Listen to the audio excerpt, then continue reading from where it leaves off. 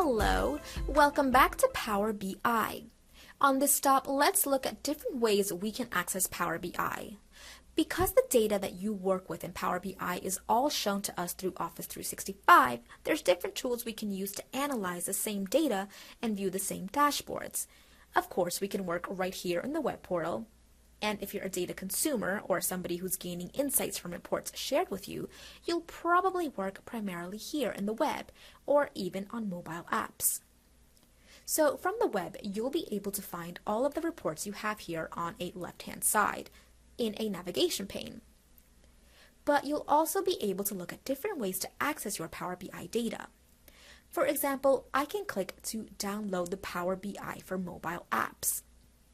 Now, if you're on the go, this gives you the opportunity to work with the same dashboards and reports you see here on the web using mobile apps. Now, if you're a data analyst, the primary place that you'll work is the Power BI desktop program. Again, you can find a download link for that right here from within the Office 365 web portal. Once you've installed the Power BI desktop program, this is going to add a new program to your desktop that allows you to actually build these reports, giving you all the tools you need to connect to data sources and to create reports to share with your team. As we work through getting data and building visualizations, this desktop tool is going to be our most full-featured way to really build out those reports in the way that's relevant for our teams and allows us to publish those up to the portal. Thanks for hanging.